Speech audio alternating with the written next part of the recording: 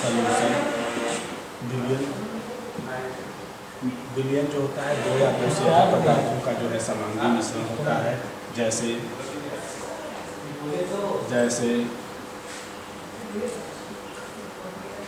Urea, जल, नमक, चीनी का जली विलयन।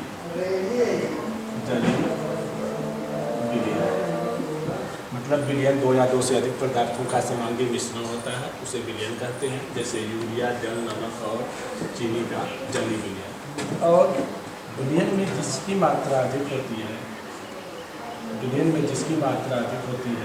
उसे हम विलेय कहते हैं। जिसकी मात्रा जो है अधिक होती है उसे विलायक कहते हैं, और जिसकी मात्रा जो है कम होती है उसे हम क्या कहते हैं, विलेय कहते हैं। विलयन में जिसकी मात्रा अधिक होगी उसको विलायक, और जिसकी मात्रा कम होगी उसको हम क्या कहते हैं, विलेय कहते हैं। तो विलयन बराबर हो जाता है, विलय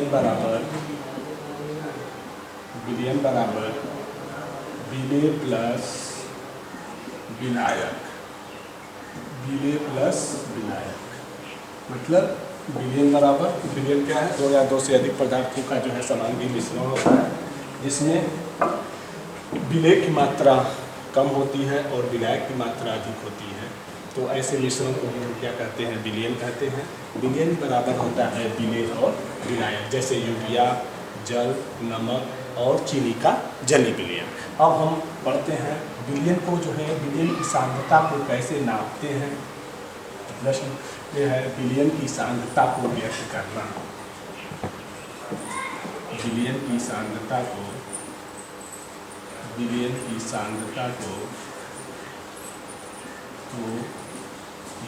करना। विलयन की सांद्रता को हम कैसे व्यक्त करते हैं, ध्यान देंगे। विलयन की सांद्रता को व्यक्त करना, विलयन की सांद्रता को व्यक्त करना, विलयन की सांद्रता को व्यक्त करना।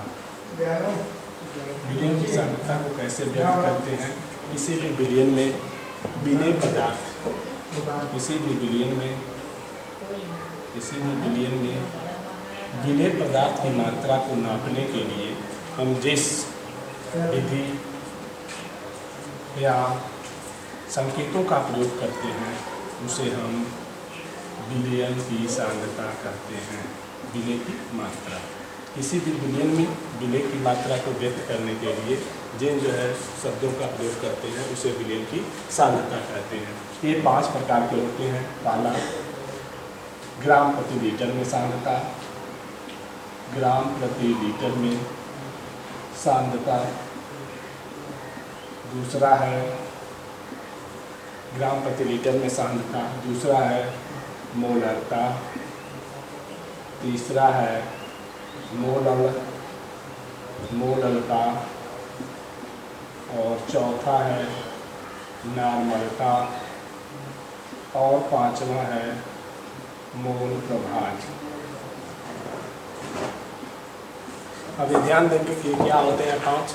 विलयन की सांद्रता को कैसे व्यक्त करते हैं। किसी भी विलयन में उपस्थित विलेय की जो मात्रा होती है उसी को हम, विलेय की मात्रा को व्यक्त करने के लिए जिन संकेतों का प्रयोग करते हैं उसी को हम विलयन की सांद्रता कहते हैं। विलयन की सांद्रता को 5 भागों में बांटा जाता है। पहला ग्राम प्रति लीटर में सांद्रता, दूसरा मोलरता, तीसरा मोलता, चौथा नॉर्मलता, और पांचवा जो है मोल प्रभाज। ये 5 जो है ऐसे शब्द होते हैं जिनसे हम विलयन की सांद्रता को नापते हैं। पहला है ग्राम प्रति लीटर में सांद्रता क्या होती है, बच्चों हमें ध्यान देना है। ग्राम प्रति लीटर मतलब कि 1 लीटर विलयन में उपस्थित, यहाँ पर हम लिखेंगे ग्राम। पहला है ग्राम प्रति लीटर में सांद्रता। ग्राम प्रति लीटर में क्या सांद्रता है, ध्यान देंगे। ग्राम प्रति लीटर से ही हमें मालूम हो गया कि इसकी परिभाषा क्या होगी। 1 लीटर विलयन में उपस्थित विलेय की मात्रा को यदि हम ग्राम में व्यक्त करते हैं तो उसे हम ग्राम प्रति लीटर में सांद्रता कहते हैं। मतलब कि 1 लीटर विलयन में, 1 लीटर जो है विलयन में, 1 लीटर जो है लीटर विलयन में जो इसमें विलेय की मात्रा है, यदि विलेय की मात्रा को यदि हमने ग्राम में प्रदर्शित कर दिया, ये जो है विलेय की मात्रा है, विलेय की मात्रा को हमने यदि ग्राम में प्रदर्शित कर दिया तो इसको बोलेंगे ग्राम प्रति लीटर में सांद्रता। इसके बराबर होता है, ग्राम प्रति लीटर बराबर होता है विलेय का, विलेय पदार्थ की मात्रा जो है ग्राम में हो जाती है और विलयन का आयतन जो है का आयतन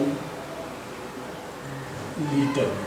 ये मतलब ग्राम प्रति लीटर में सांद्रता क्या होती है कि इस 1 लीटर विलयन में उपस्थित विलेय पदार्थ की मात्रा को यदि हम ग्राम में, विलेय पदार्थ की मात्रा को यदि ग्राम में व्यक्त करते हैं तो इसे हम बोलते हैं ग्राम प्रति लीटर में सांद्रता। और ग्राम प्रति लीटर सांद्रता बराबर होता है विलेय पदार्थ की मात्रा बटे विलयन का आयतन। एक जो है ग्राम में दिया रहता है और लीटर में दिया रहता है। दूसरा बात हम पढ़ते हैं मोलरता। मोलरता, मोलरता क्या है? दूसरा पॉइंट मोलरता। मोलरता क्या है कि 1 लीटर विलयन में उपस्थित, 1 लीटर विलयन में उपस्थित, विलयन में उपस्थित, विलयन में उपस्थित विलेय के मोलों की संख्या को, विलेय के मोलों की संख्या को, मोलों की संख्या को विलयन की मोलरता कहते हैं। मोलरता कहते हैं।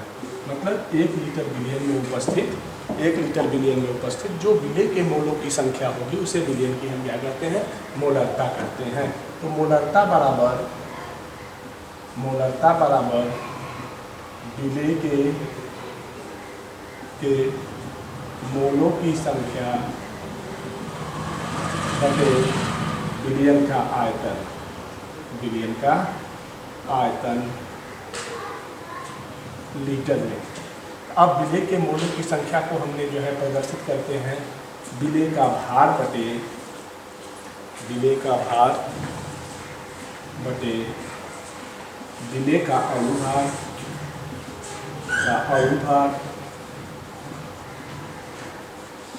बटे विलयन का आयतन, विलयन का आयतन। ये आपका जो है लीटर में।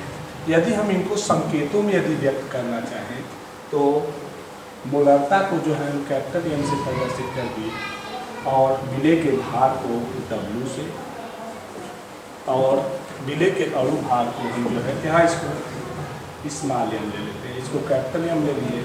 विलयन का आयतन को हम किससे कर लेंगे? V से। यदि इसको मिलीलीटर में कन्वर्ट कर दिया जाए तो यहाँ पर 1000 से मल्टीप्लाई, ये जो है हमारा फार्मूला हो गया। यम W जो है विलेय का भार है, यम कैपिटल एम विलेय का अणु भार है और V जो है वह विलयन का आयतन है। और यदि इसको लीटर में लिए तो बस 1000 नहीं लेंगे और मिलीलीटर में लेंगे तो 1000 लेंगे। अब इसी पर इस फार्मूले पर हमें जो है कोई क्वेश्चंस जो है लगाना है। जैसे उदाहरण के तौर पर हम मान लेते हैं कि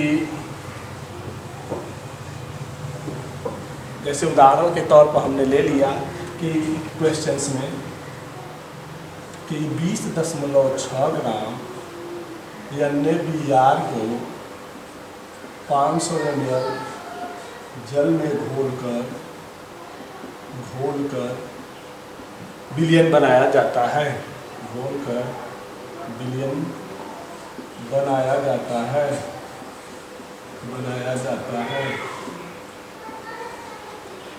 विलयन की मोलरता ज्ञात कीजिए, विलयन की मोलरता ज्ञात कीजिए। अब इसमें हमें ध्यान देंगे, ये जो है आपका भार दिया है, ये लीटर में दिया है। तो इस सवाल को लगाने से पहले हम क्या करेंगे, m बराबर W बटे m गुणे v मल्टीप्लाई 1000। तो m बराबर हो जाएगा, W का मान दिया है 20.6। अब NaBr है, तो यहाँ सोडियम का जो है परमाणु का मान 23 और Br का जो है 35, ये Br का जो है 80। ये हो गए कितने, ये हो गए जो है आपके 103। 103 गुणे कितना ml है, 500 ml है बटे 1000। ये जो है मल्टीप्लाई 2 से कर देंगे, इसको अधिक काटेंगे तो 0.2 आएगा। तो m बराबर 0.4 मोल प्रति लीटर, ये इसका आंसर है। तो इस सवाल को हम कैसे लगाएंगे, ये पहले हमको क्या दिया है, इसका भार दिया है और ये जो है आयतन दिया है, और NaBr है तो Na का 23 है और Br का 80 है। तो इसका करके फार्मूले में हम जो है मान रख के इसका क्या करते हैं, आंसर निकाल लेते हैं। ये जो है मोलरता था। अब दूसरा जो है इसकी इसी का भाग है मोलरता। दूसरा इसका पार्ट है मोलरता। क्या है मोलरता, दूसरा भाग है इसका मोलरता। इसमें क्या होता है कि 1 kg विलायक में, 1 kg विलायक में 1 kg यहाँ पर 1 kg विलायक में उपस्थित विलेय के मोलों की संख्या को ही हम विलयन की मोलरता कहते हैं। मतलब यहाँ पर 1 kg से बात होगा तो मोलरता बराबर हो जाएगा, मोलरता बराबर विलेय के मोलों की संख्या, विलेय के मोलों की संख्या, मोलों की संख्या बटे विलायक का भार, विलायक का भार। भार जो है यहाँ पर हम किस में लेंगे, केजी में। यदि ग्राम में लेंगे, अब जैसे यहाँ पर विलेय के मोलों की संख्या बराबर होता है विलेय का भार बटे अणुभार,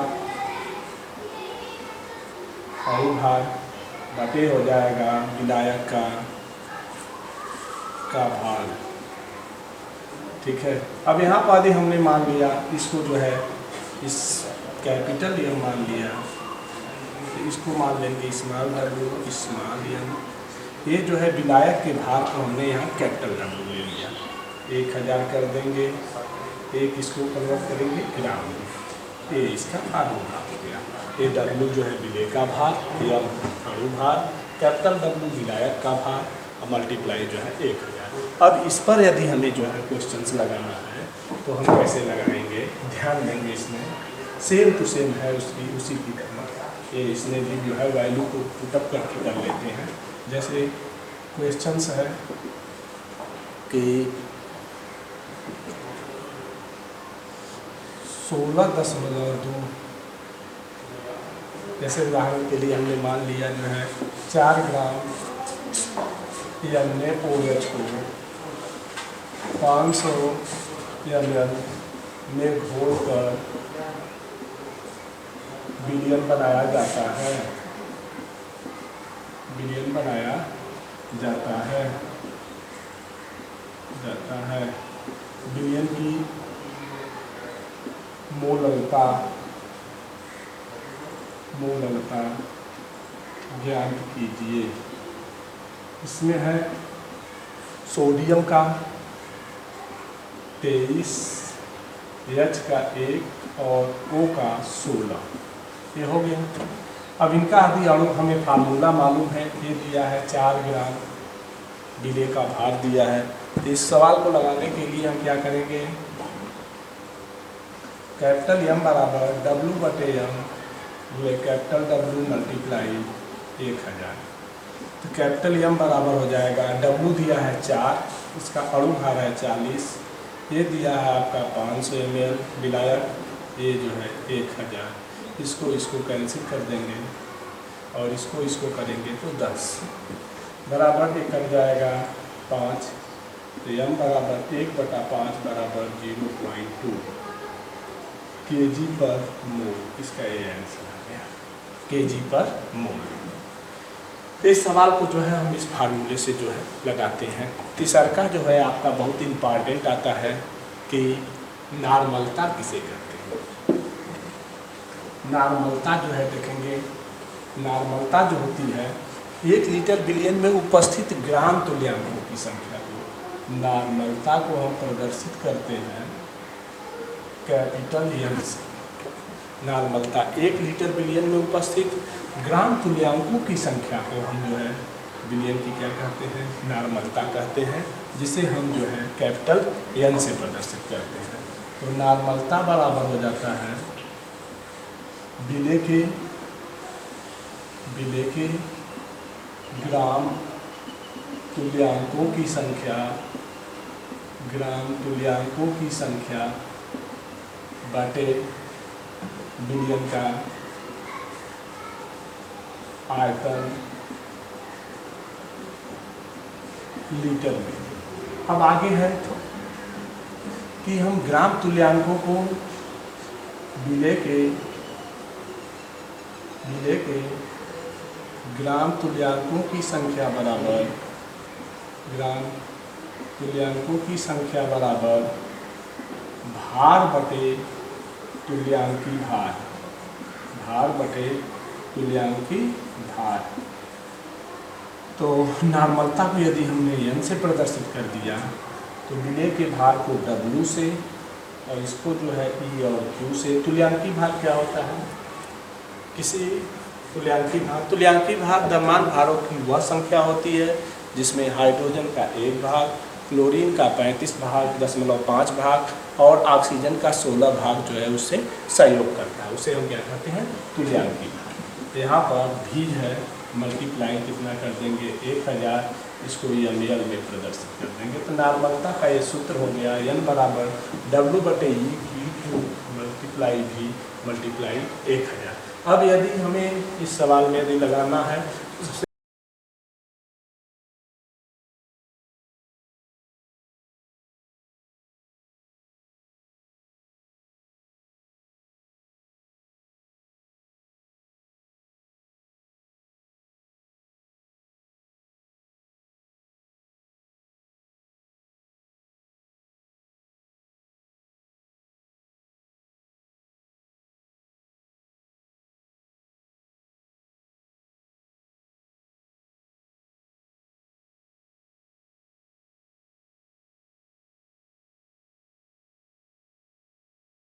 तो सबसे पहले किसी भी अम्ल का, क्षार का और लवण का तुल्यांकी भार हमें यदि निकालना है तो हम कैसे निकालते हैं।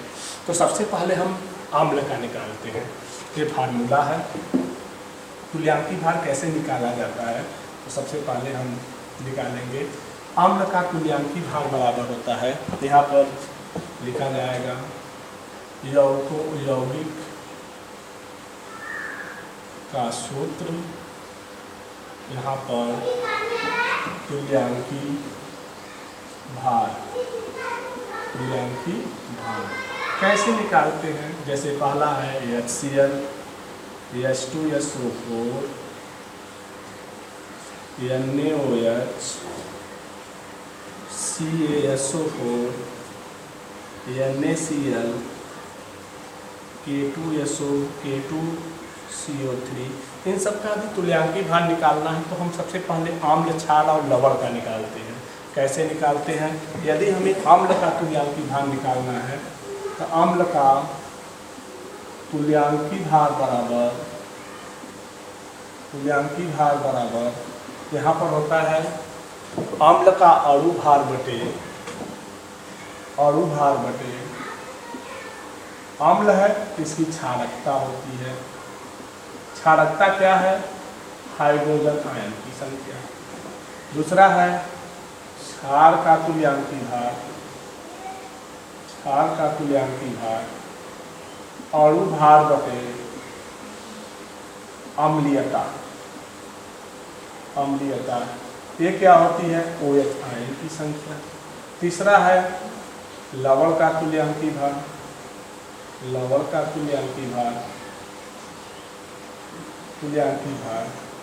अणु भार बटे सजगता, ये जो है 3 सूत्र हैं जिससे हम अम्ल का, क्षार का और लवण का तुल्यांकी भार निकालते हैं। तो पहले हम जिसमें अम्ल क्या होते हैं, जिसमें हाइड्रोजन आयन हो, तो इन दोनों में हाइड्रोजन आयन है, एक OH आयन है, तो ये क्षार है, और ये दोनों जो है साल्ट है, क्योंकि इसमें धनायन और ऋणायन दोनों मिलकर बने हुए हैं, इसलिए क्या है, साल्ट है।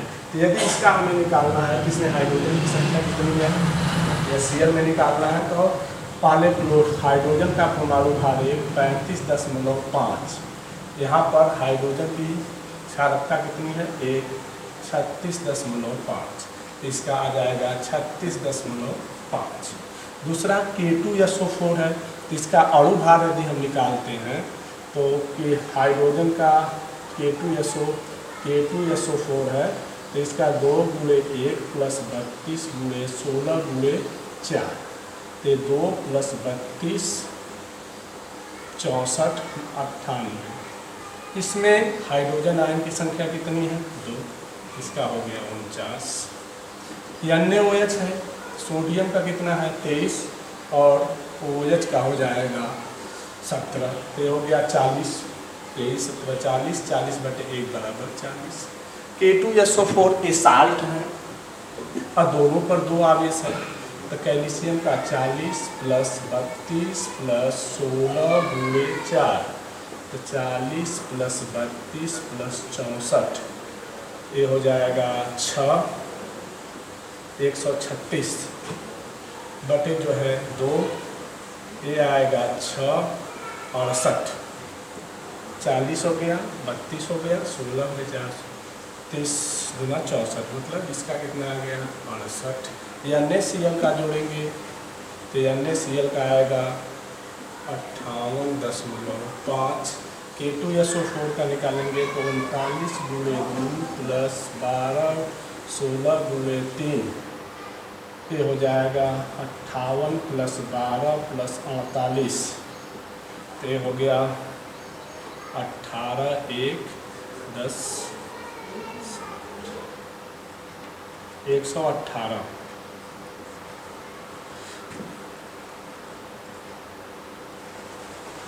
बटे जो है 2 हो जाएगा, सो कैंसिल कर देंगे, 5 हो गया 9, 59।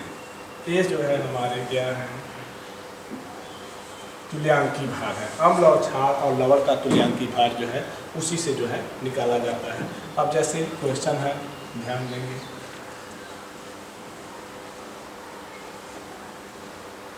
कि 0.4 ग्राम NaOH को 250 ml जल में घोलकर विलयन बनाया जाता है,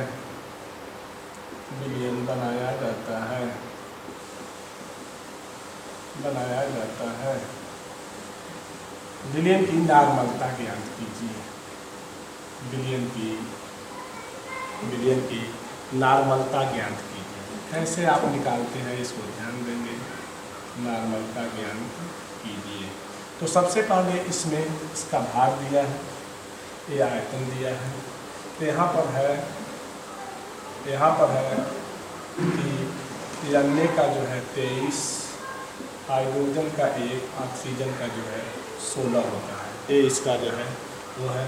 अब इसको यदि हमें लगाना है तो हमारे पास जो है सूत्र है N बराबर W/E³ × V मल्टीप्लाई 1000।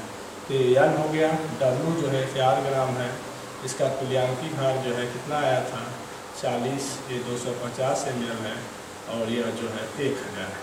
तब इसको कैंसिल कर देंगे, 4 ये हो जाएगा 10 बराबर 0.4 N। नॉर्मलता को N से बस प्रदर्शित कर देंगे। तो इस तरह से जो है इसका निकालेंगे, इस फार्मूला से N बराबर E³/V से निकालेंगे। सबसे लास्ट पॉइंट इसका है जो है जिसको कहते हैं परीक्षा के दृष्टि से जो है महत्वपूर्ण भी है, जिसे कहते हैं मोल प्रभाज। मोल प्रभाज क्या होता है? मोल प्रभाज ध्यान देंगे। मोल प्रभाज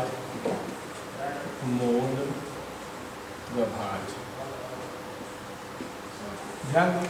मोल प्रभाज जो होता है किसी भी विलयन में उपस्थित विलेय और विलायक के मोलों की संख्या और विलयन में उपस्थित कुल मोलों की संख्या के अनुपात को ही हम क्या कहते हैं, मोल प्रभाज कहते हैं।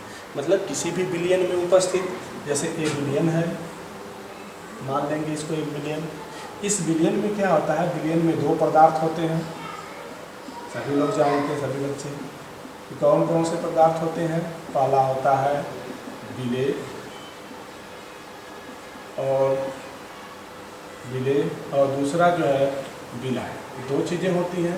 तो किसी भी विलयन में उपस्थित विलेय और विलायक के मोलों की संख्या और इस विलयन में उपस्थित कुल मोलों की संख्या के अनुपात को ही हम क्या कहते हैं, मोल प्रभाज। तो इसमें दो चीज़ें हो सकती हैं मोल प्रभाज में, एक विलेय का मोल प्रभाज और दूसरा जो है विलायक का मोल प्रभाज। विलेय का मोल प्रभाज क्या है, विलेय का मोल प्रभाज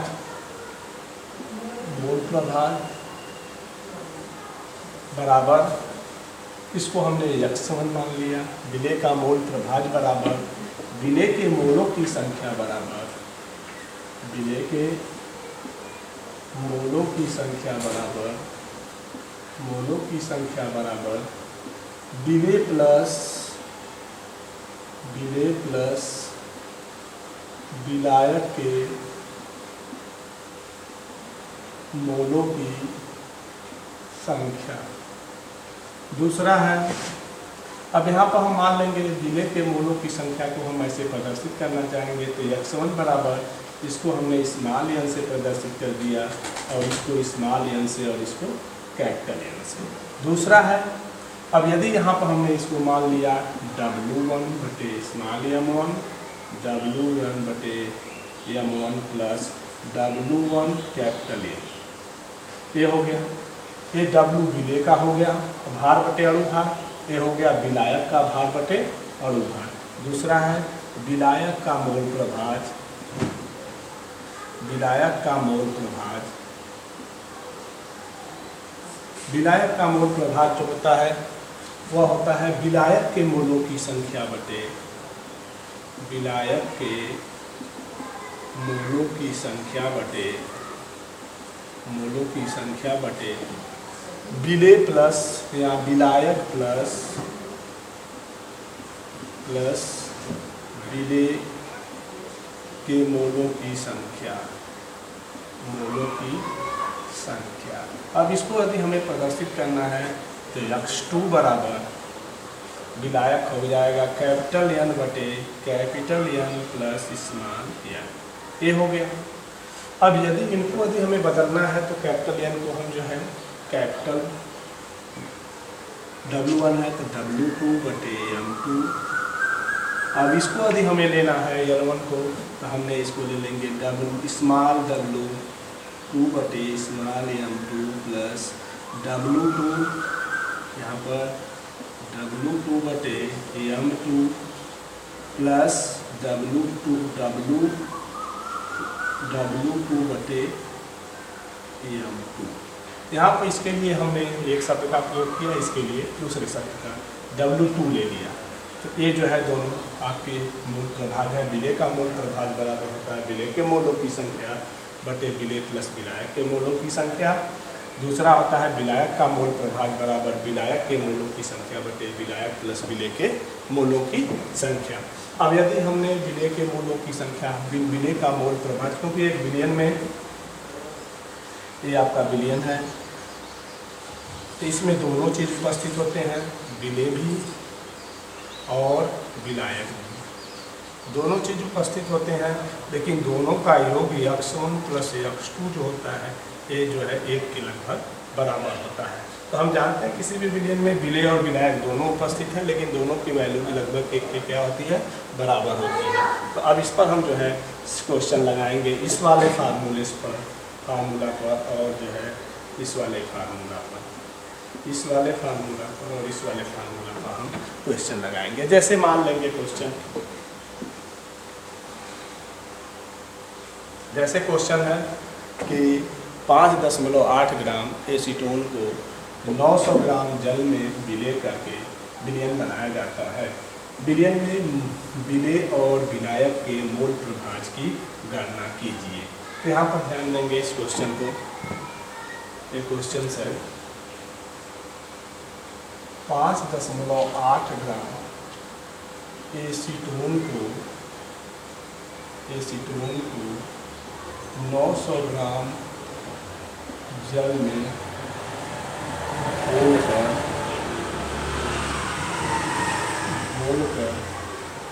विलयन बनाया जाता है। विलयन बनाया जाता है। या विलयन में विलय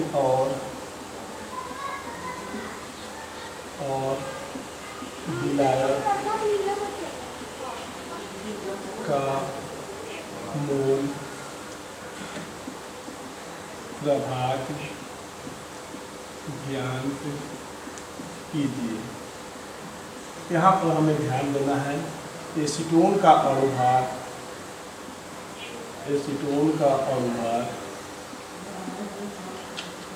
58 और जल का अणुभार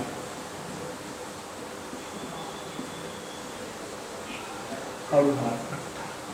अब हम इस सवाल को लगाने के लिए सबसे पहले क्या करेंगे कि एक विलयन लेंगे। तो विलयन में सबसे पहले इस प्रश्न में हम ये देखेंगे कि कौन सा विलेय है और कौन सा विलायक है।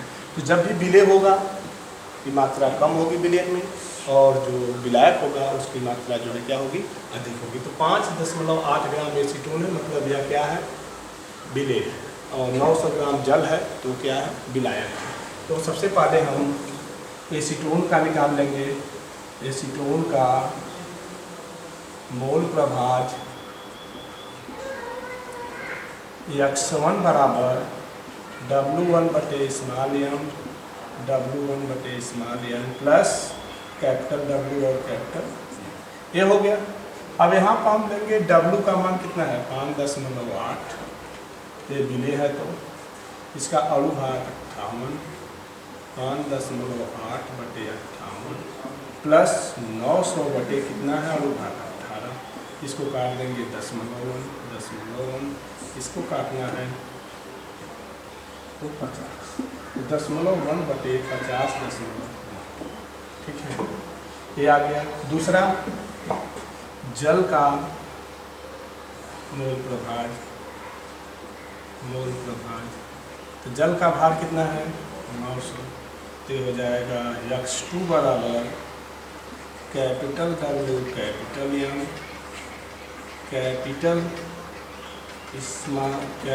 W capital M plus small W small, ये हो गया। इसकी मात्रा W1 की मात्रा 900/18/900/18 प्लस 5.8/58, इसको काट देंगे 50, इसको काटेंगे 50, इसको काटेंगे 0.1, तो ये आ जाएगा 50/50.1। अब इसकी वैल्यू और इसकी वैल्यू दोनों को हम इक्वल कर देते हैं। यहाँ पर हम एक में 50 501 का करेंगे 0.00000, एक बार 501 499, फिर 0 उतर जाएगा 9, इसकी वैल्यू हो जाएगी 0.0019, इसकी वैल्यू हो जाएगी जो है 50 में 501, तो 500 बटे हो जाएगा 0.9045, 1 9 4 फिर 0, ये हो जाएगा 9 पूरे 45, तो इसका आएगा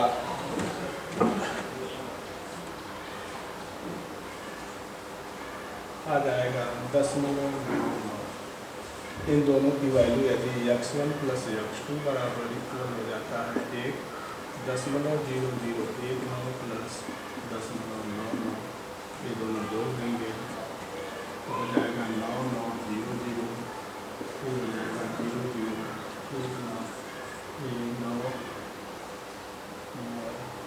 मतलब बराबर जो है इसके आगे 0.991 मतलब एक के बराबर आ गया। तो ये जो है मोल प्रभाज था। तो विलयन की सांद्रता में जो है 5 चीज़ें होती हैं, ग्राम प्रति लीटर में सांद्रता, मोलरता, नार्मलता, मोल प्रभाज जो है ये चीज़ें हैं, इनको जो है सूत्रों द्वारा जो है बताया गया है। अब जब विलयन का दूसरा पार्ट बनेगा जो है विलयन के अणुसंख्य गुण, तो उसकी चर्चा होगी अब अगले जो है पार्ट में, अगले भाग में जो है। धन्यवाद।